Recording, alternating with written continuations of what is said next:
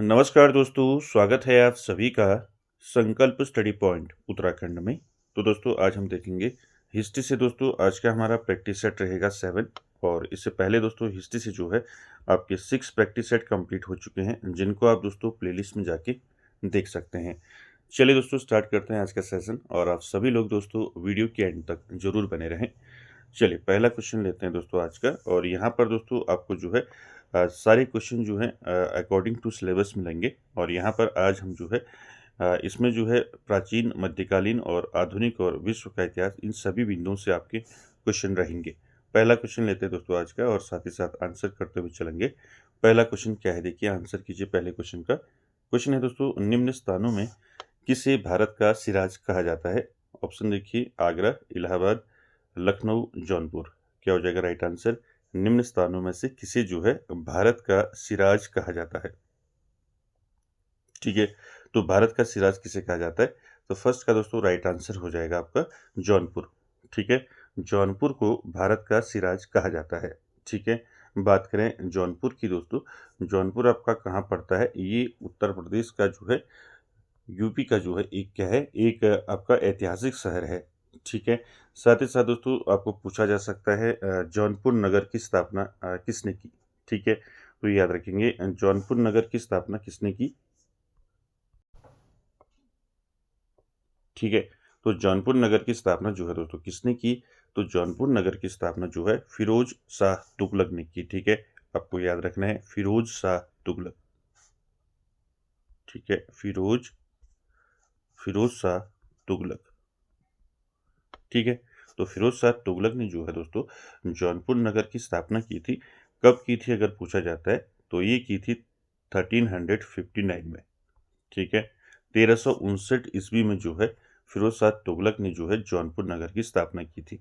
ठीक है, अब जौनपुर नगर की स्थापना जो है किसकी स्मृति में की गई थी दोस्तों, ये भी याद रखेंगे। तो जौनपुर नगर की स्थापना जो है फिरोज शाह तुगलक ने जो है किसकी स्मृति में इसको बसाया था? याद रखेंगे, मोहम्मद बिन तुगलक की स्मृति में। ठीक है, मोहम्मद बिन तुगलक। ठीक है, मोहम्मद बिन तुगलक की स्मृति में जो है फिरोज शाह तुगलक ने जो है जौनपुर नगर की स्थापना की थी।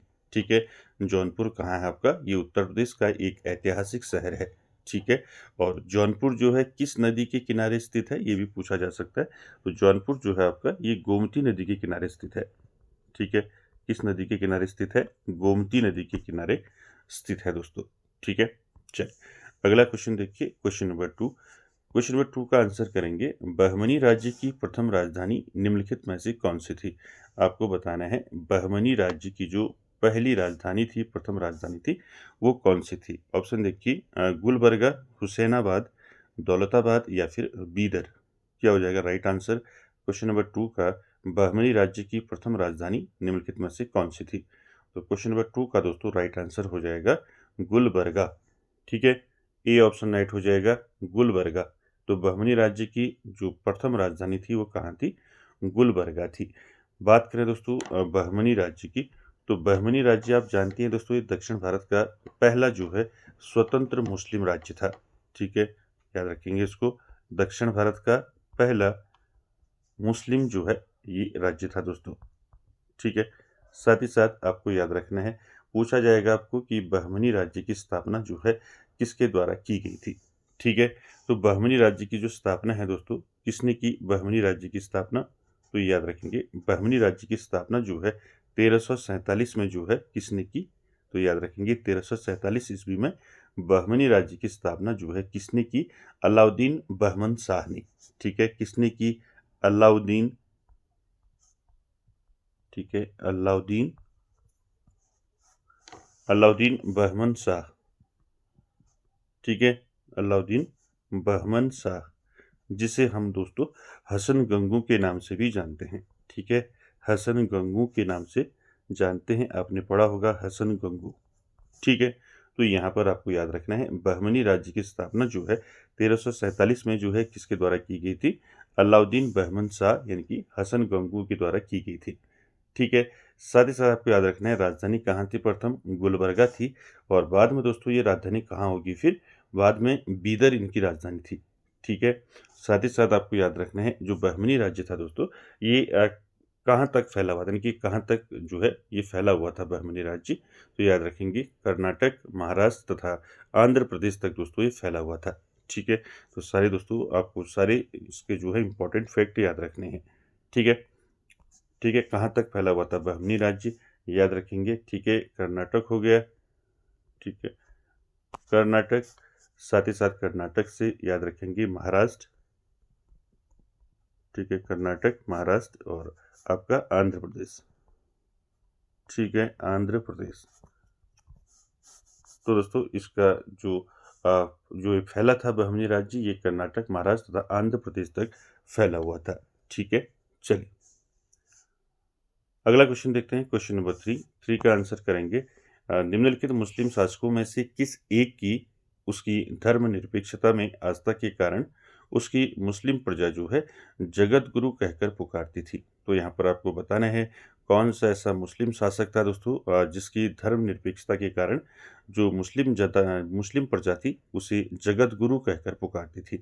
ऑप्शन देखिए, हुसैन शाह, इब्राहिम आदिल शाह, महमूद दूती या फिर इनमें से कोई नहीं।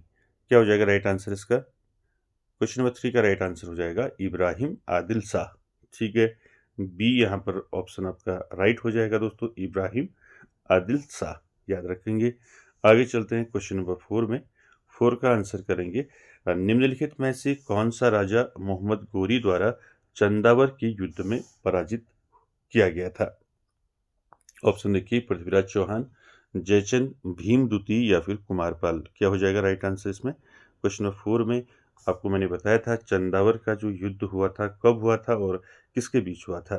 ठीक है, तो यहाँ पर राइट आंसर क्या हो जाएगा? 4 का राइट आंसर हो जाएगा जयचंद। ठीक है, चंदावर के युद्ध में मोहम्मद गौरी ने जो है किसको पराजित किया था? जयचंद को पराजित किया था। ठीक है, याद रखेंगे। चंदावर का युद्ध कब हुआ था दोस्तों? ये याद रखेंगे, चंदावर का युद्ध हुआ था 1194 में। ठीक है, 1194 ईस्वी में क्या हुआ था? चंदावर का युद्ध हुआ था। ठीक है, किसके बीच हुआ था? तो याद रखेंगे ये हुआ था मोहम्मद गौरी और जयचंद के बीच हुआ था। ठीक है, इसमें जो आप याद रखिए इस युद्ध में जो है मोहम्मद गौरी की जीत हुई और जयचंद इसमें मारा गया था। ठीक है, इसमें जो है विजयी कौन रहा? विजयी रहा दोस्तों मोहम्मद गौरी। ठीक है,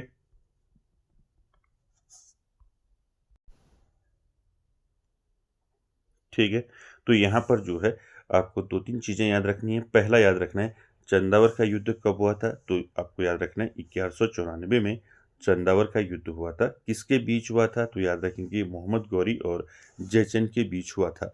और इसमें जो जीत हुई थी वो गौरी की जीत हुई थी, मोहम्मद गौरी की जीत हुई थी। और इसमें जयचंद जो है दोस्तों ये मारा गया था।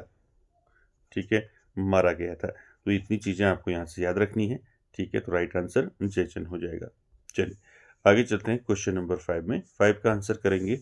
5 में है दोस्तों, मोहम्मद गौरी के किस दास ने जो है बंगाल एवं बिहार पर विजय प्राप्त की थी? आपको बताना है मोहम्मद गौरी के किस दास ने बंगाल एवं बिहार पर विजय प्राप्त की थी? ऑप्शन देखिए, कुतुबुद्दीन ऐबक, इल्तुतमिश, यल्दौज या फिर बख्तियार खिलजी। क्या हो जाएगा राइट आंसर यहाँ पर 5 का? मोहम्मद गौरी के किस दास ने बंगाल एवं बिहार पर विजय प्राप्त की थी? राइट आंसर हो जाएगा यहाँ पर बख्तियार खिलजी। ठीक है, तो बख्तियार खिलजी यहाँ पर आपका डी ऑप्शन राइट हो जाएगा। ठीक है, 5 का। बख्तियार खिलजी की बात करें दोस्तों, आपने सभी ने पढ़ा है बख्तियार खिलजी के बारे में। तो ये एक तुर्क जो है सैन्य कमांडर था दोस्तों बख्तियार खिलजी। और इसको जाना जाता है दोस्तों, किस लिए जाना जाता है बख्तियार खिलजी को? इसने दोस्तों नालंदा विश्वविद्यालय को नष्ट किया और बौद्ध भिक्षुओं के नरसंहार के लिए इसको जाना जाता है। ठीक है, 2 चीज़ याद रखेंगे। पहला नालंदा, ठीक है, नालंदा विश्वविद्यालय। ठीक है, नालंदा विश्वविद्यालय को इसने क्या किया था? नालंदा विश्वविद्यालय को इसने नष्ट किया था। और बौद्ध भिक्षुओं, ठीक है, और बौद्ध भिक्षुओं के नरसंहार के लिए इसको जाना जाता है। ठीक है, तो 2 चीज़ें याद रखेंगे बख्तियार खिलजी से। ठीक है, तो बख्तियार खिलजी को नालंदा विश्वविद्यालय को नष्ट करने और बौद्ध भिक्षुओं के नरसंहार के लिए जाना जाता है बख्तियार खिलजी को। राइट आंसर यहाँ पर डी हो जाएगा। ठीक है, चलिए आगे चलते हैं क्वेश्चन नंबर 6 में। वही क्वेश्चन आपका आ गया, नालंदा विहार का विध्वंस किया था। ठीक है, अभी बताया था मैंने आपको, नालंदा विहार का विध्वंस या नष्ट किया था, किसने किया था? बख्तियार खिलजी, कुतुबुद्दीन ऐबक, अलाउद्दीन खिलजी। तो राइट आंसर 6 का क्या हो जाएगा? अभी मैंने ऊपर बताया आपको, बख्तियार खिलजी। ठीक है, ए ऑप्शन यहाँ पर आपका राइट हो जाएगा। चलिए आगे चलते हैं क्वेश्चन नंबर 7 में। 7 का आंसर करेंगे। 7 है दोस्तों, रेशम बुनकरों की श्रेणी की जानकारी निम्नलिखित में से किस शिलालेख से हमें मिलती है?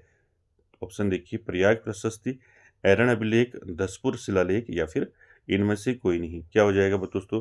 रेशम बुनकरों की श्रेणी की जानकारी किस शिलालेख से हमें मिलती है? ठीक है, रेशम बुनकरों की श्रेणी की जानकारी किस शिलालेख से मिलती है? यहाँ पर राइट आंसर क्या हो जाएगा? 7 का।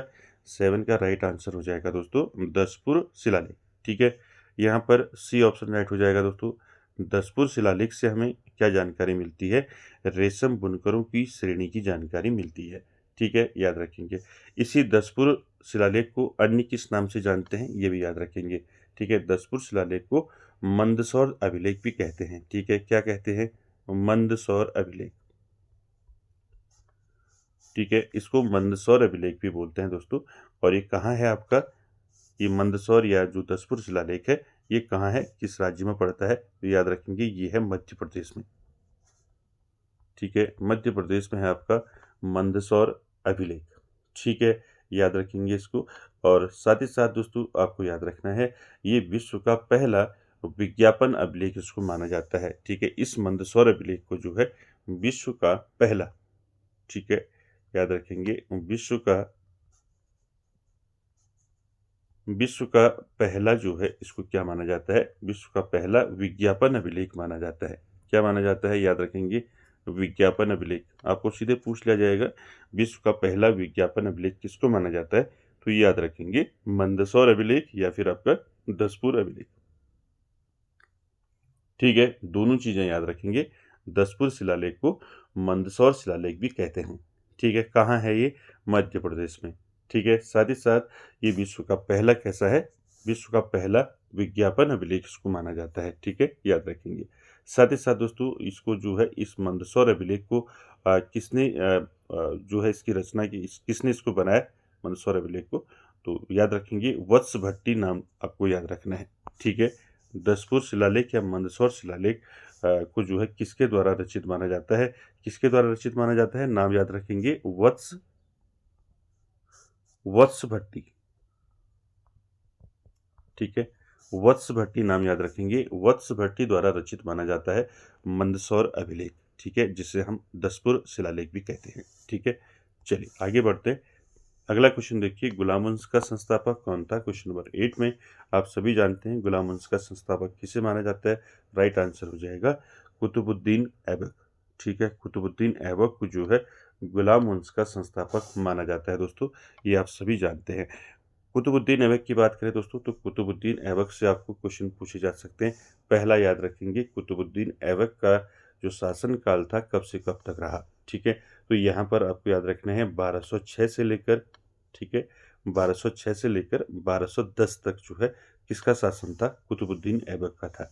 ठीक है, ये शासनकाल आपको याद रखना है। ठीक, दूसरा आपको याद रखना है, दिल्ली में जो है कुतुब मीनार, ठीक है, दिल्ली में कुतुब मीनार का निर्माण किसने किया था? अगर आपको पूछा जाता है निर्माण शुरू किसने किया था, तो कुतुबुद्दीन ऐबक ने किया था।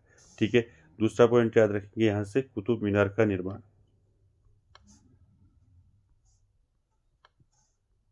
ठीक है, कुतुब मीनार का निर्माण जो है ने शुरू कराया था।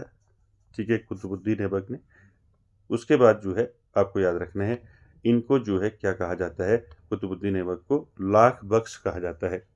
ठीक है, क्या कहा जाता है? कुतुबुद्दीन ऐबक को लाख बख्श। ठीक है, लाख बख्श कहा जाता है। लाख बख्श यानी कि लाखों का दान करने वाला कहा जाता है कुतुबुद्दीन ऐबक को। ठीक है, साथ ही साथ दोस्तों आपको याद रखना है, अजमेर में आपको पूछा जा सकता है, अजमेर में जो है अढ़ाई दिन का झोपड़ा किसने बनाया था? ठीक है, तो ये भी आपको याद रखना है, अढ़ाई दिन का झोपड़ा। ठीक है, अढ़ाई दिन का झोपड़ा जो है किसने बनवाया था? तो अढ़ाई दिन का झोपड़ा जो है कुतुबुद्दीन ऐबक ने बनाया था। कहाँ बनाया था? अजमेर में। ठीक है, कहाँ बनाया था? अजमेर में। ठीक है, याद रखेंगे। साथ ही साथ दोस्तों आपको याद रखना है कुतुबुद्दीन ऐबक की जो राजधानी थी वो कहाँ थी, ठीक है, पूछा जाता है। तो कुतुबुद्दीन ऐबक की जो राजधानी थी दोस्तों वो कहाँ थी, लाहौर इनकी राजधानी थी, ठीक है, कहाँ थी, लाहौर इनकी राजधानी थी। और साथ ही साथ आप जानते हैं कुतुबुद्दीन ऐबक की जो मृत्यु हुई थी वो कैसे हुई थी, पोलो खेलते हुए इनकी मृत्यु हुई थी। कब हुई थी, 1210 में, ठीक है, 1210 में पोलो खेलते हुए इनकी मृत्यु हुई थी। तो यहाँ पर दोस्तों ऑप्शन डी आपका राइट हो जाएगा, ठीक है। चलिए आगे चलते हैं क्वेश्चन नंबर 9 में। 9 का आंसर करेंगे निम्नलिखित में से किसने जो है प्रसिद्ध कुतुब मीनार के निर्माण में योगदान नहीं दिया था, ठीक है, यहाँ पर नहीं दिया था आपको बताना है। ऑप्शन देखिए, कुतुबुद्दीन ऐबक, गयासुद्दीन तुगलक, इल्तुतमिश या फिर फिरोज शाह तुगलक। क्या हो जाएगा 9 का राइट आंसर, 9 का राइट आंसर हो जाएगा दोस्तों गयासुद्दीन तुगलक, ठीक है। याद रखेंगे कुतुब मीनार के निर्माण में किस किस का योगदान रहा, ठीक है, ये आपको याद रखना है। कुतुबुद्दीन ऐबक ने निर्माण कार्य शुरू कराया था कुतुब मीनार का, ठीक है, इनकी कुतुबुद्दीन ऐबक ने कुतुब मीनार का निर्माण शुरू कराया। उसके बाद जो है इल्तुतमिश ने इसको जो है कंप्लीट किया था, पूरा किया था, ठीक है। साथ ही साथ फिरोज तुगलक की बात करें तो फिरोज तुगलक ने भी जो है कुतुब मीनार में कुछ मीनारें जो हैं फिरोज शाह तुगलक ने भी बनाई थी। तो यहाँ पर आपका गयासुद्दीन तुगलक राइट हो जाएगा। गयासुद्दीन तुगलक का जो है दोस्तों कुतुब मीनार के निर्माण में कोई भी योगदान नहीं है, ठीक है। तो बी ऑप्शन यहाँ पर आपका राइट हो जाएगा। चलिए आगे चलते हैं क्वेश्चन नंबर 10 में।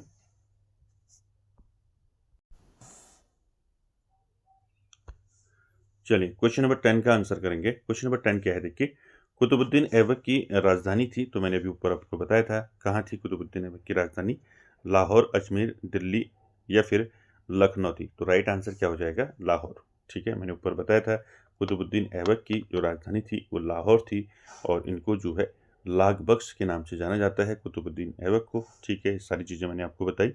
चलिए आगे चलते हैं क्वेश्चन नंबर 11 में।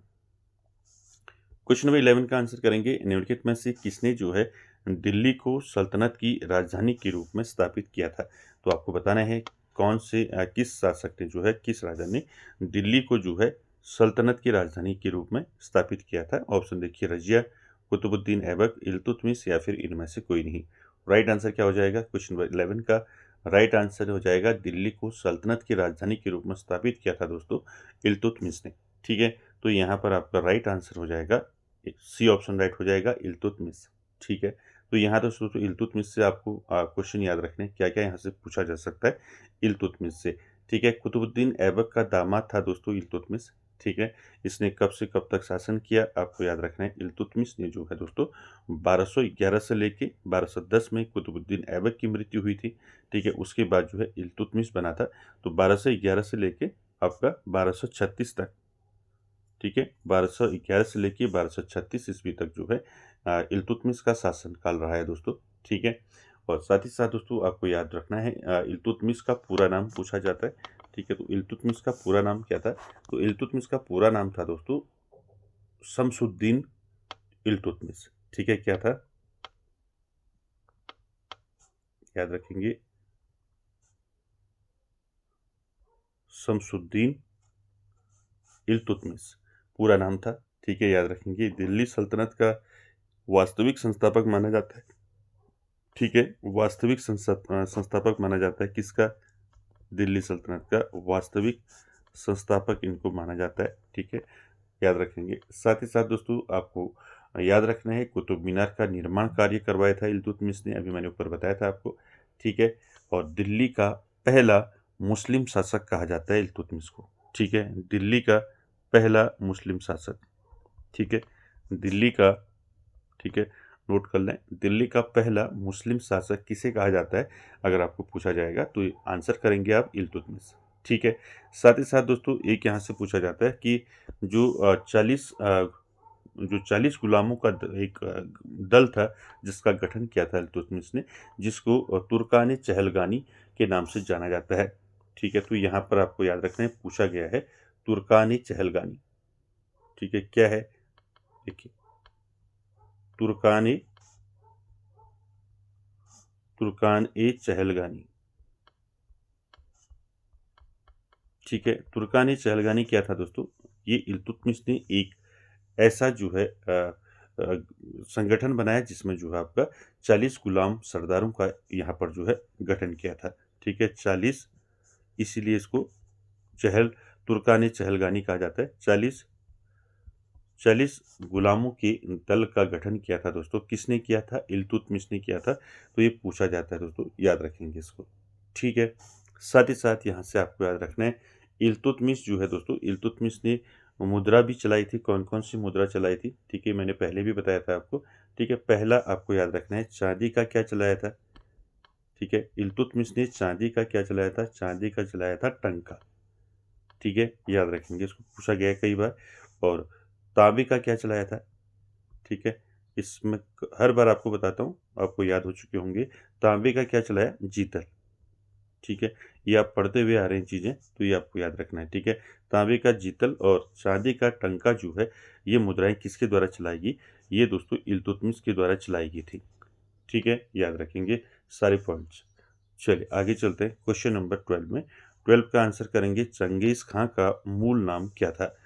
12 में बताना है आपको चंगेज खां का जो मूल नाम था वो क्या था। ऑप्शन देखिए, खासुल खान, ऐसुगई, ओगदी या फिर तेमुचिन। तो राइट आंसर क्या हो जाएगा दोस्तों? क्वेश्चन नंबर 11 का, सॉरी 12 का, तो राइट आंसर हो जाएगा इसका तेमुचिन। ठीक है, तो याद रखेंगे चंगेज खान का जो मूल नाम था वो क्या था? तेमुचिन था। ठीक है, डी ऑप्शन राइट हो जाएगा। चलिए आगे चलते हैं, क्वेश्चन नंबर 13 का आंसर करेंगे। क्वेश्चन नंबर 13 है दोस्तों, दिल्ली के किस सुल्तान के विषय में कहा जाता है कि उसने जो है रक्त और लौह की नीति अपनाई थी? तो आप समझ चुके होंगे, रक्त और लौह की नीति से नीति जो है किसने अपनाई थी, किसे जाना जाता है रक्त एवं लौह नीति से?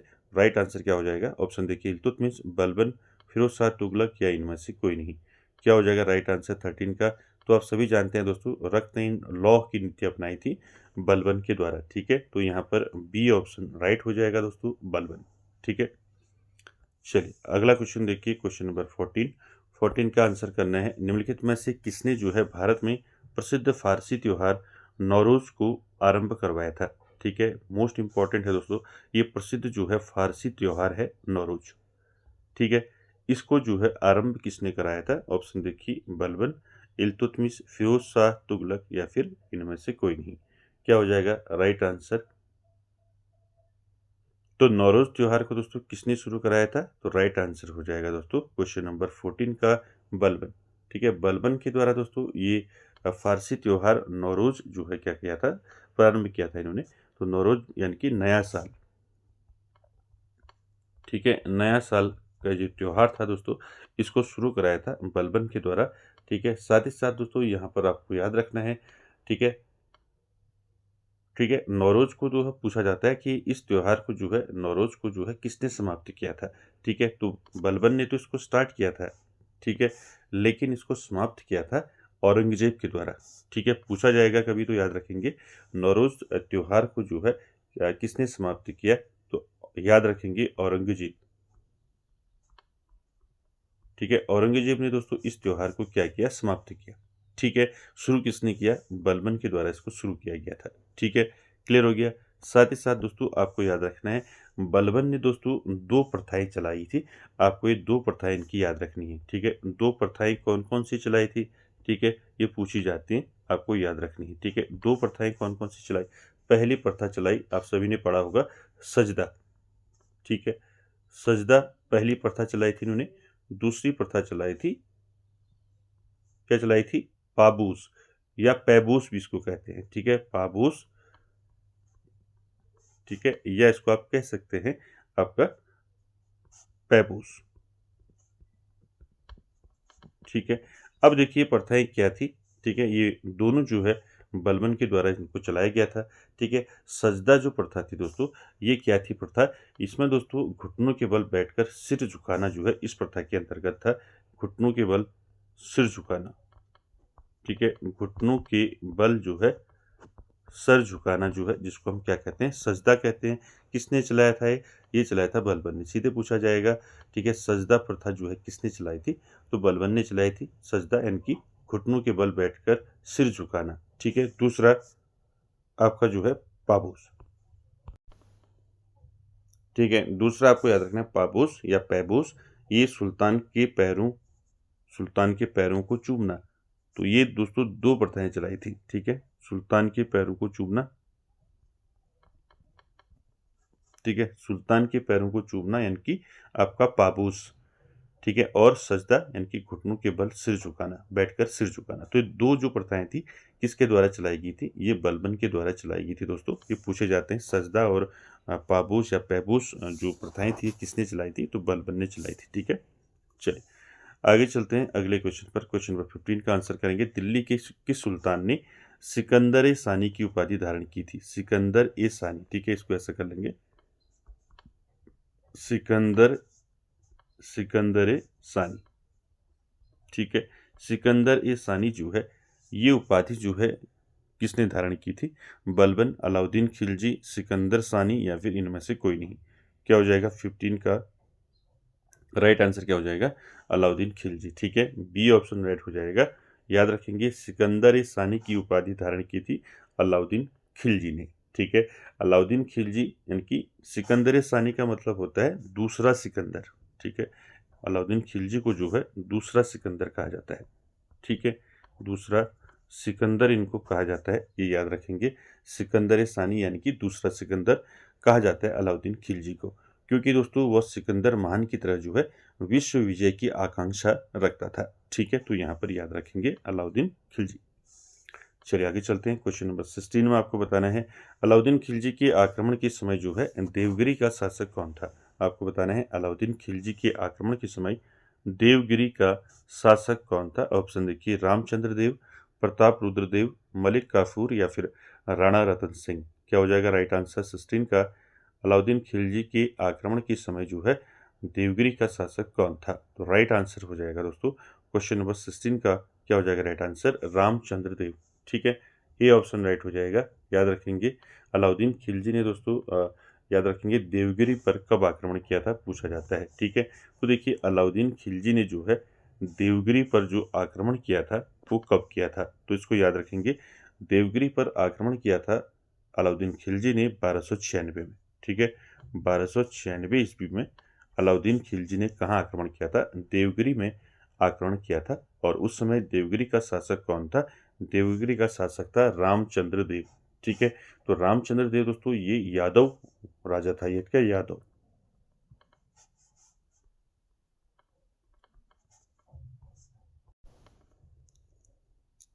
ठीक है, तो रामचंद्र देव क्या था? एक यादव राजा था। तो ये सारी चीजें आपको याद रखनी है।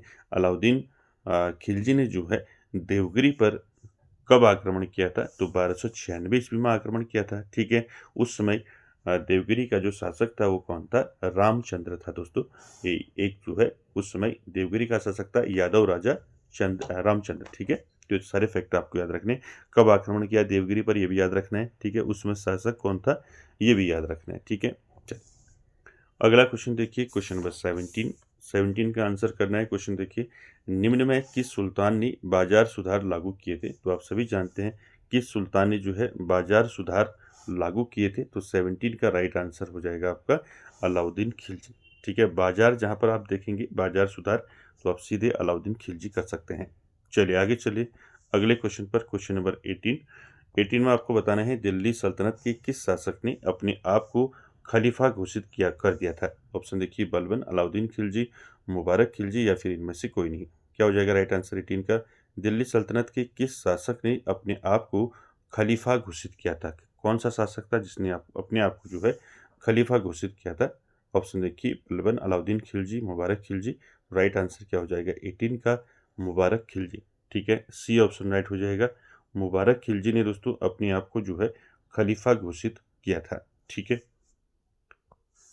अगला देखिए दोस्तों, क्वेश्चन नंबर 19 का आंसर करना है। दिल्ली सल्तनत का सर्वाधिक विद्वान शासक जो है जो खगोल शास्त्र, गणित एवं आयुर्विज्ञान सहित अनेक विधाओं में जो है माहिर था, तो कौन था? इल्तुतमिश, अलाउद्दीन खिलजी, मोहम्मद बिन तुगलक या फिर सिकंदर लोदी। क्या हो जाएगा राइट आंसर 19 का? आपको बताना है दिल्ली सल्तनत का सर्वाधिक विद्वान शासक जो खगोल शास्त्र, गणित एवं आयुर्विज्ञान सहित अनेक विधाओं में जो है माहिर था। क्या हो जाएगा राइट आंसर? राइट आंसर हो जाएगा दोस्तों मोहम्मद बिन तुगलक। ठीक है, याद रखेंगे सी ऑप्शन आपका राइट हो जाएगा। मोहम्मद बिन तुगलक दोस्तों ये एक विद्वान शासक थे ठीक है, इनको जो है खगोल शास्त्र, गणित और आयुर्विज्ञान में जो है इसमें इनको महारत हासिल थी। ठीक है, तो यहाँ पर सी ऑप्शन राइट हो जाएगा, मोहम्मद बिन तुगलक। चलिए आगे चलते हैं क्वेश्चन नंबर 20 में।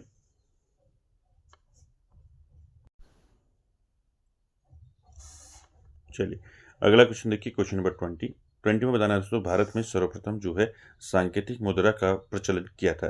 तो आपको बताना है भारत में सर्वप्रथम जो है सांकेतिक मुद्रा किसने चलाई थी। ठीक है, ऑप्शन देखिए, अकबर ने, अलाउद्दीन खिलजी ने, मोहम्मद बिन तुगलक ने, या फिर इनमें से कोई नहीं। क्या हो जाएगा 20 का राइट आंसर? 20 का राइट आंसर हो जाएगा दोस्तों मोहम्मद बिन तुगलक। याद रखेंगे, सांकेतिक मुद्रा का प्रचलन जो है किसने किया था, तो मोहम्मद बिन तुगलक ने किया था। तो सी ऑप्शन आपका राइट हो जाएगा। ठीक है, याद रखेंगे मोहम्मद बिन तुगलक से आपको पूछा जा सकता है इनका शासनकाल कब से कब तक शासन किया। तो याद रखेंगे इनने जो शासन किया था दोस्तों वो किया था 1325 से लेकर, ठीक है, कब किया था, 1325 से लेकर 1351 तक जो है इनका शासनकाल रहा था दोस्तों मोहम्मद बिन तुगलक का। ठीक है, याद रखेंगे गैसुद्दीन तुगलक का पुत्र था दोस्तों मोहम्मद बिन तुगलक, आप सभी जानते हैं। और ये अरबी, फारसी, गणित, दर्शन का जो है विद्वान था दोस्तों मोहम्मद बिन तुगलक। ठीक है, याद रखेंगे यहाँ पर आपको दो चीज़ें याद रखेंगे, इनकी राजधानी परिवर्तन मोहम्मद बिन तुगलक का, और सांकेतिक मुद्रा की विफलता। ठीक है, तो दो चीज़ों के लिए जाना जाता है इनको, मोहम्मद बिन तुगलक को।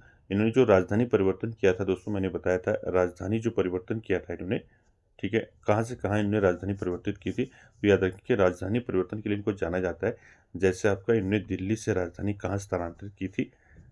ठीक है, दिल्ली से राजधानी जो है इन्होंने स्थानांतरित की थी देवगिरी। ठीक है, देवगिरी, या जिसे हम दौलताबाद के नाम से जानते हैं। तो यहाँ इन्होंने दिल्ली से देवगिरी या दौलताबाद जो है अपनी राजधानी स्थानांतरित की थी दोस्तों। ठीक है, दूसरा याद रखेंगे सांकेतिक मुद्रा का प्रचलन। ठीक है, दोनों चीज याद रखेंगे। ठीक है, चलिए आगे चलते हैं क्वेश्चन नंबर 21 में। 21 में बताना है दोस्तों, किसने जो है सल्तनत काल में डाक व्यवस्था का जो है विस्तृत वर्णन दिया है। किसने दिया है? अमीर खुसरो, इब्न बतूता, जियाउद्दीन बर्नी, या फिर फिरोज शाह। तो 21 का दोस्तों राइट आंसर क्या हो जाएगा? राइट आंसर हो जाएगा इब्न बतूता। ठीक है, इब्न बतूता ने दोस्तों विस्तृत वर्णन किया है सल्तनत काल में जो डाक व्यवस्था थी उसका। ठीक है, इब्न बतूता की एक पुस्तक है दोस्तों जो ने लिखी है, तो आप सभी जानते हैं कौन सी पुस्तक लिखी है इब्न बतूता ने। रहेला इन्होंने लिखी है दोस्तों। ठीक है, याद रखेंगे। चलिए आगे चलते हैं क्वेश्चन नंबर 22 में। 22 में आपको बताना है दोस्तों, किसने यह विचार किया था कि भारत में ब्रिटिश आर्थिक नीति जो है घिनौनी है। तो आपको बताना है किसने यह विचार किया था कि भारत में ब्रिटिश आर्थिक नीति जो है वो कैसी है, घिनौनी है। ऑप्शन देखिए, बाल Gangadhar Tilak, Karl Marx, Adam Smith, या फिर दादा भाई नौरोजी। तो राइट आंसर क्या हो जाएगा क्वेश्चन नंबर 22 का? किसने यह विचार किया था कि भारत में ब्रिटिश आर्थिक नीति घिनौनी है? राइट आंसर हो जाएगा कार्ल मार्क्स। ठीक है, बी ऑप्शन यहाँ पर आपका राइट हो जाएगा 22 का। चलिए आगे चलते हैं, अगला क्वेश्चन देखिए 23 का आंसर करना है। दक्षिण भारत में सिंचाई व्यवस्था का अग्रदूत किसे माना जाता है? मोस्ट इंपॉर्टेंट आपको बताना है, दक्षिण भारत में सिंचाई व्यवस्था का अग्रदूत जो है किसे माना जाता है? ऑप्शन देखिए, lieutenant Blane, sir Smith, sir Arthur Cotton, या फिर इनमें से कोई नहीं। क्या हो जाएगा राइट आंसर यहाँ पर 23 का? दक्षिण भारत में सिंचाई व्यवस्था का अग्रदूत माना जाता है दोस्तों सर आर्थर कॉटन को। ठीक है, तो यहाँ पर आपका राइट आंसर हो जाएगा ऑप्शन सी। आगे चलते हैं क्वेश्चन नंबर 24 में। 24 का आंसर करेंगे, भारत के प्रथम स्वतंत्रता संग्राम का मुख्य तात्कालिक कारण क्या था? ठीक है, भारत के प्रथम स्वतंत्रता संग्राम यानी कि जिसे हम 1857 की क्रांति के नाम से जानते हैं, इसका मुख्य तात्कालिक कारण क्या था? तो ऑप्शन देखिए, भारत का आर्थिक शोषण, सैनिक असंतोष, लॉर्ड डलहौजी की हड़प नीति, या फिर अंग्रेजों का धर्म में हस्तक्षेप का संदेह। तो राइट आंसर क्या हो जाएगा दोस्तों? मैंने बताया था। ठीक है, यहाँ पर आपने देखा होगा 1857 ईस्वी की जो क्रांति हुई थी उसमें मंगल पांडे द्वारा बैरकपुर में जो है चर्बी वाले कारतूसों के खिलाफ विद्रोह से दोस्तों ये चिंगारी, ये जो आपका क्रांति थी वो शुरू हुई थी। तो यहाँ पर आपका राइट आंसर हो जाएगा, क्या हो जाएगा 24 का? अंग्रेजों का जो है धर्म में हस्तक्षेप का संदेह। ठीक है, तो डी ऑप्शन यहाँ पर राइट हो जाएगा दोस्तों। ठीक है, चलिए आगे चलते हैं अगला क्वेश्चन है 25, आपको बताना है 1857 की क्रांति सर्वप्रथम कहाँ से आरंभ हुई। ठीक है, तो 1857 की जो क्रांति है दोस्तों, ये कहाँ से शुरू हुई, कहाँ से प्रारंभ हुई। ऑप्शन देखिए, लखनऊ, झांसी, मेरठ, कानपुर। तो आप सभी जानते हैं दोस्तों, सभी को पता है, जो 1857 ईस्वी की जो क्रांति थी दोस्तों, ये कहाँ से प्रारंभ हुई थी, मेरठ से प्रारंभ हुई थी। ठीक है, सी ऑप्शन आपका राइट हो जाएगा। साथ ही साथ आपको याद रखना है 10 मई 1857। ठीक है, यहाँ पर आपको याद रखना है डेट 10 मई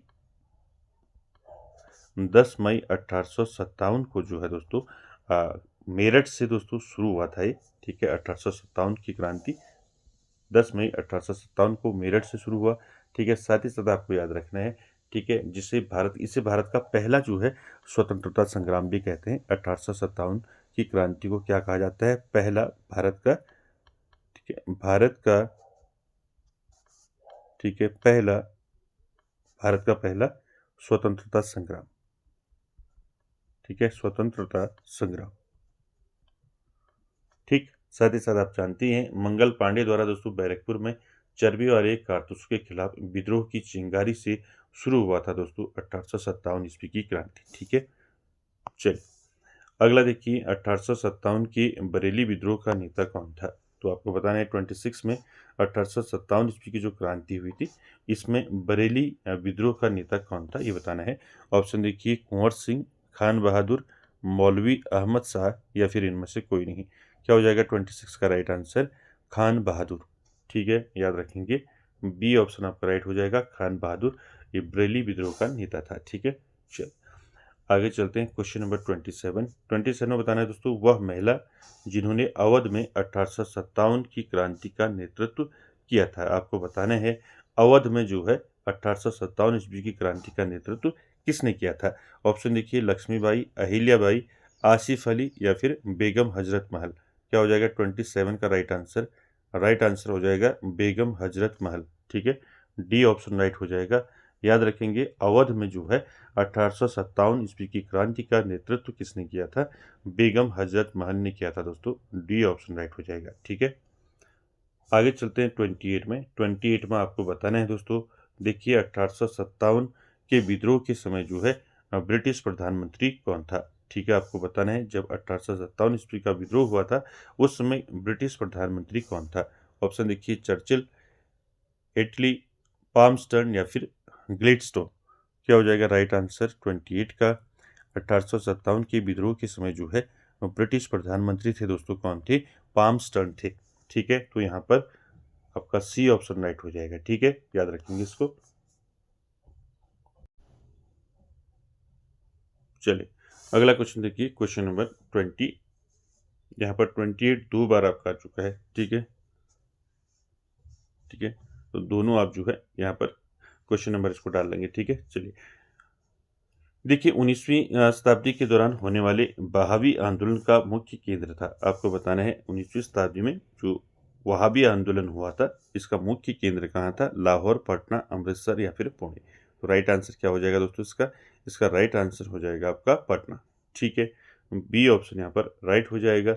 ठीक है, वहाबी आंदोलन की बात करें तो वहाबी आंदोलन दोस्तों एक मुस्लिम सामाजिक जो है सुधार आंदोलन था दोस्तों ये।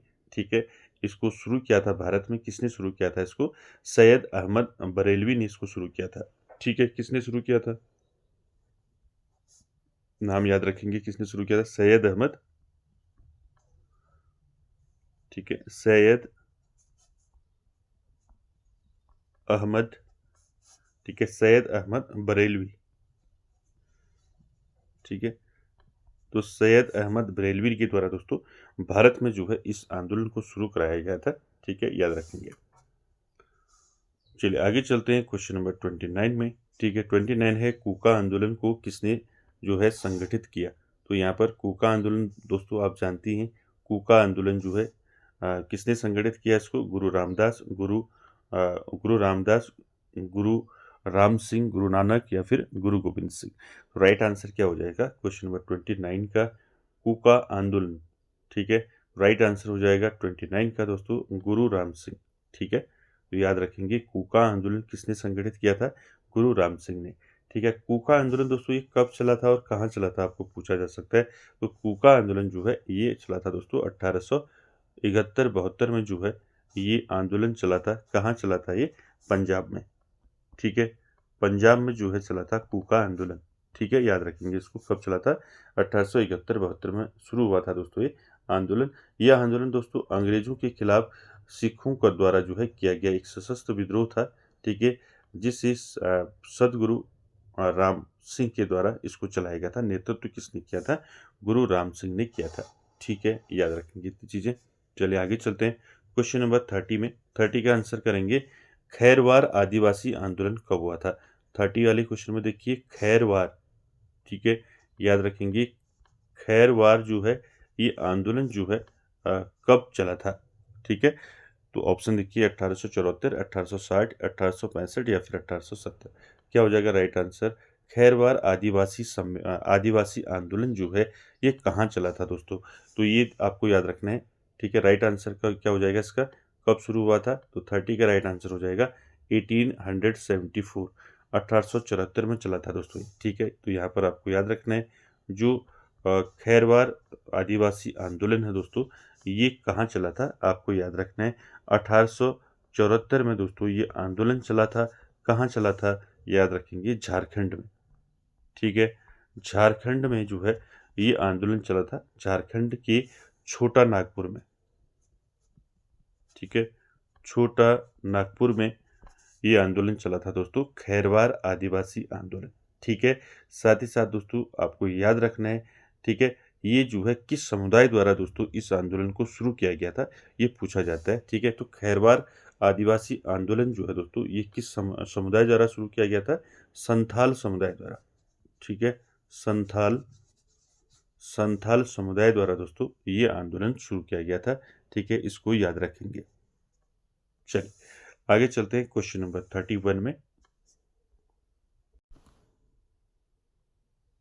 चलिए क्वेश्चन नंबर 31 का आंसर करेंगे। 31 है फ्रांसीसी क्रांति के समय फ्रांस पर किसका शासन था? आपको बताना है फ्रांसीसी क्रांति के समय जो है फ्रांस पर किसका शासन था? मुसोलिनी का, नेपोलियन का, लुई 16वें का या फिर इनमें से कोई नहीं। तो आप सभी जानते हैं फ्रांस की क्रांति जब हुई थी उस समय फ्रांस पर किसका शासन था? तो लुई 16वें का था दोस्तों। यहाँ पर सी ऑप्शन राइट हो जाएगा क्वेश्चन नंबर 31 का। ठीक है, साथ ही साथ आपको याद रखना है फ्रांसीसी क्रांति कब हुई थी? ये हुई थी 1789 में, 1789 में हुई थी फ्रांसीसी क्रांति। उस समय कौन था शासक? उस समय शासक था दोस्तों कौन था? लुई 16वां। ठीक है, सी ऑप्शन राइट हो जाएगा। याद रखेंगे लुई 16वें के शासनकाल में ही जो है फ्रांस की क्रांति हुई थी।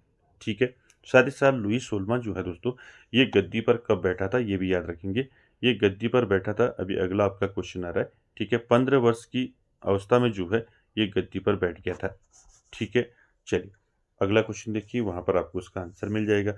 अगला क्वेश्चन देखिए 32। देखिए लुई 16वां फ्रांस की गद्दी पर कब आसीन हुआ? ठीक है, आपको बताना है लुई 16वां जो है फ्रांस की गद्दी पर कब बैठा। देखिए 1789, 1774 या फिर 1889 या फिर 1874। क्या हो जाएगा राइट आंसर? लुई 16वां जो है दोस्तों ये फ्रांस की गद्दी पर बैठा था 1774 में। ठीक है, बी ऑप्शन राइट हो जाएगा। 1774 में बैठा था। उस समय लुई 16वें की जो उम्र थी वो कितनी थी? 15 वर्ष थी। ठीक है, ये भी याद रखेंगे, इंपॉर्टेंट है। चलिए आगे चलते हैं क्वेश्चन नंबर 33 में। 33 में बताना है दोस्तों आपको रेड इंडियन कहाँ के मूल निवासी हैं। तो आप सभी जानते हैं रेड इंडियन जो हैं ये कहाँ के मूल निवासी हैं? अमेरिका, अफ्रीका, एशिया या फिर ऑस्ट्रेलिया। राइट आंसर हो जाएगा 33 का अमेरिका। ठीक है, तो ए ऑप्शन यहाँ पर राइट हो जाएगा। ठीक है, चलिए अगला क्वेश्चन देखिए 34 में। इंग्लैंड में सर्वप्रथम किस क्षेत्र में औद्योगिक क्रांति हुई? आपको बताना है इंग्लैंड में सर्वप्रथम जो है किस क्षेत्र में जो है औद्योगिक क्रांति हुई थी। ठीक है, पहला देखिए वस्त्र उद्योग में, लोहा उद्योग में, कृषि उद्योग में या फिर जूट उद्योग में। क्या हो जाएगा राइट आंसर इसका? इंग्लैंड में दोस्तों सर्वप्रथम जो है जो औद्योगिक क्रांति हुई थी वो वस्त्र उद्योग में हुई थी। ठीक है, तो यहाँ पर आपका right answer A option right हो जाएगा, वस्त्र उद्योग। ठीक है, चलिए अगला देखिए दोस्तों क्वेश्चन नंबर 35। आज का आखिरी क्वेश्चन आपने आंसर करना है। किस ब्रिटिश अर्थशास्त्री ने कहा था कि जनसंख्या वृद्धि जो है खाद्य आपूर्ति को जल्द ही पार कर देगी। ठीक है, आपको यहाँ पर बताना है कौन सी ब्रिटिश अर्थशास्त्री रहे हैं जिन्होंने कहा है कि जनसंख्या वृद्धि जो है खाद्य आपूर्ति को जल्द ही पार कर देगी। तो ये किसने कहा है? ऑप्शन देखिए, मार्टिन लूथर, माल्थस, केन्स या फिर डेविड रिकार्डो। तो क्या हो जाएगा यहाँ पर राइट आंसर? आपका 35 का राइट आंसर हो जाएगा दोस्तों बी ऑप्शन राइट हो जाएगा, माल्थस। किसने कहा है ये कहा है माल्थस ने दोस्तों। ठीक है, आपने पढ़ा होगा माल्थस ने दोस्तों क्या दिया था? माल्थस ने दिया था प्रसिद्ध जनसंख्या सिद्धांत। ठीक है, क्या दिया था इनने? जनसंख्या सिद्धांत दिया था। ठीक है, ये पूछा जाता है जनसंख्या सिद्धांत। ठीक है, जनसंख्या सिद्धांत दिया था किसने? माल्थस ने दिया था, पॉपुलेशन थ्योरी।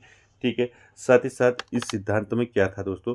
क्या सिद्धांत दिया था माल्थस ने जनसंख्या का? तो ये आपको याद रखिए, इन्होंने जनसंख्या का जो सिद्धांत दिया था वो दिया था, उन्होंने कहा था कि जो जनसंख्या है, ठीक है, जो जनसंख्या है वो कैसे बढ़ती है? जनसंख्या जो है ज्यामितीय गति से बढ़ती है, इन्होंने कहा था। ठीक है, तो यहाँ पर इन्होंने क्या कहा था कि जो जनसंख्या है वो कैसे बढ़ती है? ज्यामितीय, ठीक है, ज्यामितीय जो है ज्यामितीय गति से बढ़ती है।